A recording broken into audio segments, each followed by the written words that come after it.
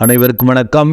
Astro mind therapy அன்புள்ளங்கள் அனைவரையும் இந்த புதிய வீடியோவில் சந்திப்பதில் பெருமகிழ்ச்சி அடைகிறார்.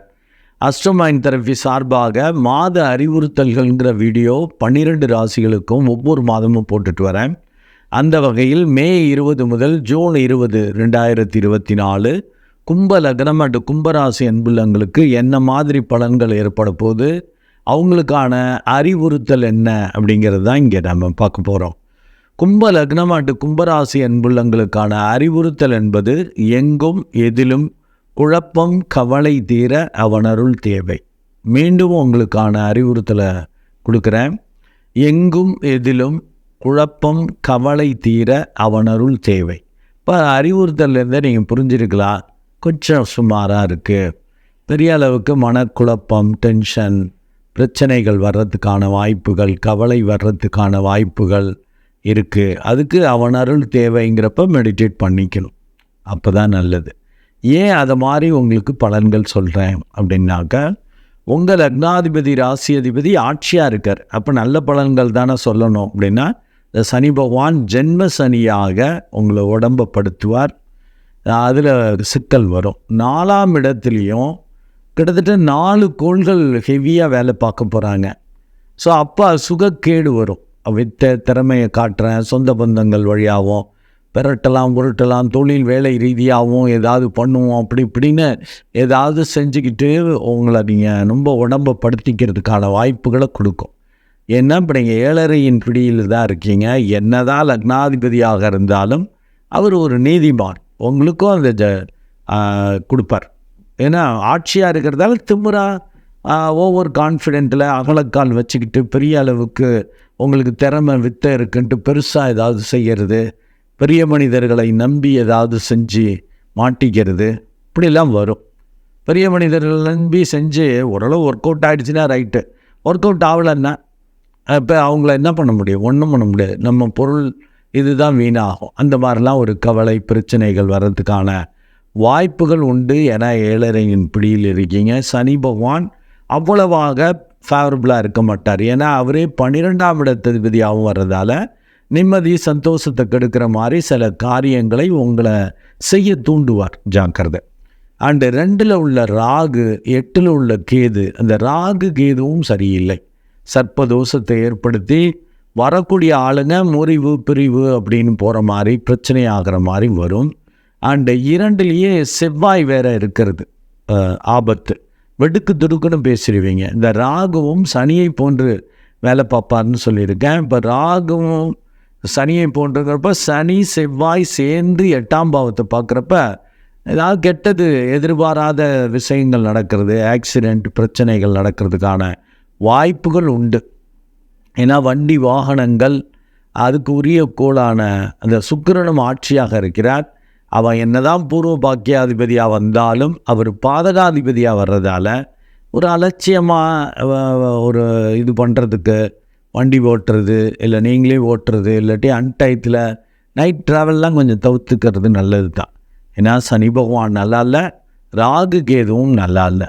சரி, குரு பகவானாவது நல்லா இருக்காரா? மேஜர் கோள்களில் ஆனால் தன லாபத்தை கொடுக்கக்கூடியவர் 4ஆம் இடத்துல இருக்கார், அர்த்தாஷ்டம குருவாக.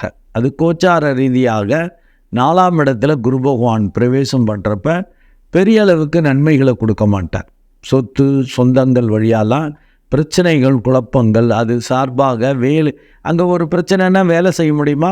வேலை செய்ய முடியாது. தொழிலில் நலிவடைகிறது, சிக்கலாகிறது, இப்படிலாம் வர்றதுக்கான வாய்ப்புகள் உண்டு. இந்த 2ல் உள்ள செவ்வாயும் அப்படி பேச வச்சு கெடுத்து விட்ருவார். வெடுக்கு துடுக்குன்னு பேசிடுவீங்க. ஏன்னா 2ல் செவ்வாய் இருக்கிறப்ப பேச்சு கொஞ்சம் கடுமையாக இருக்கும், வேகமாக இருக்கும். இந்த செவ்வாய் கிட்டத்தட்ட 2/6/2024 வரைக்குமே அங்கே தான் இருக்கார். அதுக்கப்புறம் தான் ஆட்சி வீட்டுக்கு வரார். அது ஓரளவு நன்மை செய்யும். அப்போ 2/6/2024 அப்படின்னா கிட்டத்தட்ட 15-16 நாட்கள், 15 நாள் கொஞ்சம் பேச்சில் கவனம் தேவை. அது முறிவு பிரிவு சிக்கல் வர்ற மாதிரி ஆகிடக்கூடாது.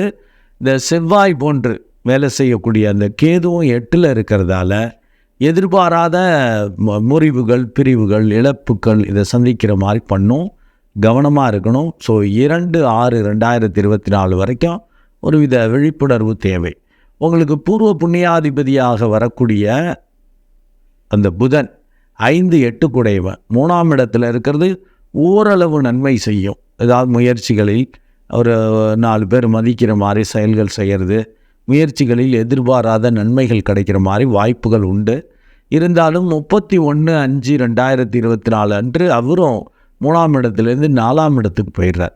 இப்போ 4ஆம் இடத்துல தான் புதன், சுக்கிரன், ஏன்னா பூர்வ புண்ணியாதிபதி பூர்வ பாக்கியாதிபதி 2 பேரும் 4ஆம் இடத்துல இருந்து 10 பார்க்கறது நன்மை செய்யணும், பக்காவாக இருக்கணும். ஆனால் கூடவே இவங்கெல்லாம் ஃபீபிளான கோள்கள். இப்போ சுக்கிரன் கூட பார்த்தீங்கன்னா நல்ல ஆட்சியாக டோட்டலாக வலிமையாக இருக்காருன்னு சொல்ல முடியாது.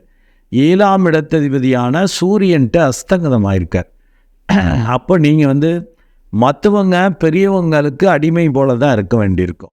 அவங்கள்ட்டெல்லாம் பகச்சிக்காமல் நம்ம வேலை பார்க்க வேண்டியிருக்கோம், செயல்பட வேண்டியிருக்கும். அதை மனசில் வச்சுக்கணும். கூடவே அந்த குரு பகவான் இருப்பது 2-11 கூடிய தன லாபத்தை கொடுக்கக்கூடியவன் 4ஆம் இடத்துல இருக்கிறது பொதுவாக நல்லது போல தோணும். ஆனால் கோச்சார குரு நன்மை செய்ய மாட்டார். இந்த 4ஆம் இடத்துல இருக்கிறப்ப வித்தை திறமை மூலமாக சிக்கல்கள் பிரச்சனைகளை ஏற்படுத்துறதுக்கான வாய்ப்புகள் உண்டு. நம்ம உங்கள் வித்தை திறமையை காட்டவும் முடியாது. சூரியன் பெரியவங்க சொல்கிறத கேட்டு செய்கிற மாதிரி அப்படி ஆயிடுது. அது வேறு பார்க்கணும். அர்த்தாஷ்டம குருவாக அவர் இருப்பதால் கிட்டத்தட்ட எதிர்பாராத நிகழ்வுகள் பல நடக்கும். நீங்கள் ஓரளவு நினச்சது நடந்துருச்சுன்னு அடுத்த விஷயத்தை ரொம்ப கான்ஃபிடெண்ட்டாக ஓவராக ஏதாவது செஞ்சிங்கன்னா அது ஃபெயிலியர் ஆகிடும். ஆஹா, என்னடா அது இப்படி குழப்புது அப்படின்னு ஒரு குழப்பம், கவலை வரும். ஒரு இது நல்லா இருக்கேன்னு அடுத்து செய்கிறா பிரச்சனை ஆகுது அப்படின்னு அந்த குரு பகவான் அப்படி குழப்புவார். பொருளாதார ரீதியாக பெரிய அளவுக்கு ஒரு சிக்கல்கள் வராதபடி கவனித்து கொள்ள வேண்டும். ஏன்னா உங்களுக்கு சுக்கிரன் என்னதான் பூர்வ பாக்கியாதிபதியாக இருந்தாலும் அவர் பாதகாதிபதியாக வருவது, அங்கே 4ஆம் இடத்துல ஆட்சியாக இருப்பது, அண்டு 8ஆம் பாவம்லாம் வேலை பார்க்குறதால, தட் இஸ் கேது 8ல் இருந்துட்டு வேலை பார்க்குறது. அண்டு இதெல்லாம் புதனும் அங்கே சேர்ந்துருக்கு. 8ஆம் இடத்துலையும் 4ல் இருக்கிறப்ப, சுக்கிரனும் அஸ்தங்கதமாகி வீக்காக இருக்கிறப்ப, வண்டி வாகனங்களில் போகிறப்பெல்லாம் கொஞ்சம் கவனமாக இருக்கணும். செல்ஃப் டிரைவிங்கை மேக்ஸிமம் இந்த மாதம் தவிர்த்து கொள்ள வேண்டும். அண்டு டிரைவர் கூட நல்லா தூங்கிட்டு வந்திருக்கானான்னு அவன்கிட்ட கேட்டுக்கணும். இல்லாட்டி அவன் முதலாளி வேறு எங்கேயாவது இப்போ அவன் பணத்துக்கு, அவன் பொருளாதார சிக்கல்களுக்கு அவன் எங்கேயாவது ஒரு ட்ரிப்பு போயிட்டு வந்துட்டு தூங்காமல் ஒரு 1 hour 2 hour கூட தூங்காமல் ஓடியாந்துருந்தான்னு வச்சுக்கோங்க. 1 hour 2 hour தான் தூங்கியிருக்கான். ஒரு நல்ல தூக்கம் இல்லை அப்படின்னா தூக்க கழகத்தோடு வண்டி ஓட்டினாலும் சிக்கல்கள் வரும், பிரச்சனைகள் வரும். ரொம்ப கவனமாக இருக்கணும்.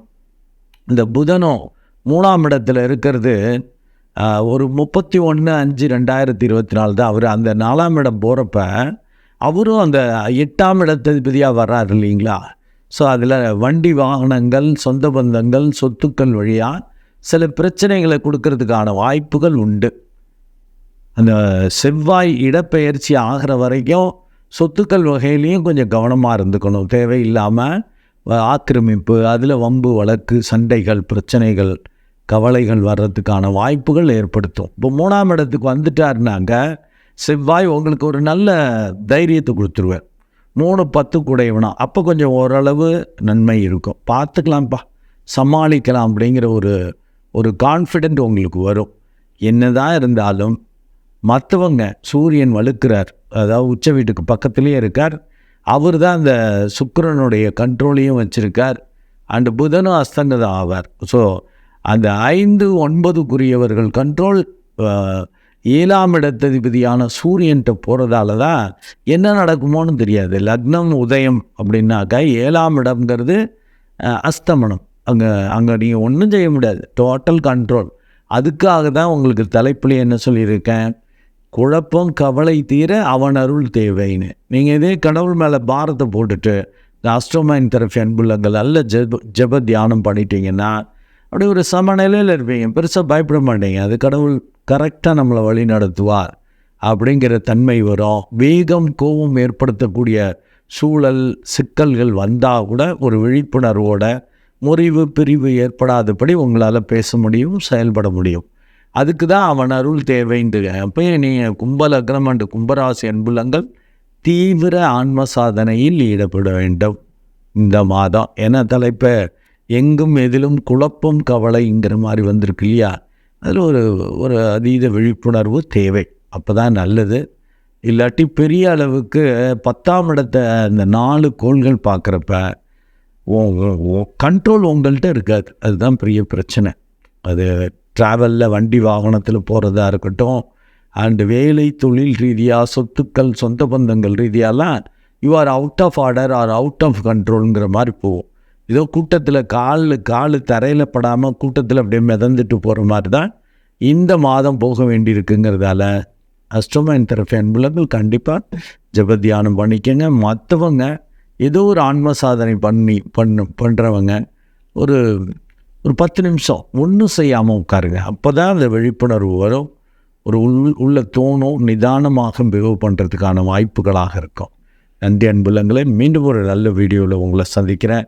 அதுவரை உங்களிடமிருந்து வணக்கம் கூறி விடைபெறுவது உங்கள் அன்பு டாக்டர் குழந்தை ஆர் கணேசன். நன்றி, வணக்கம்.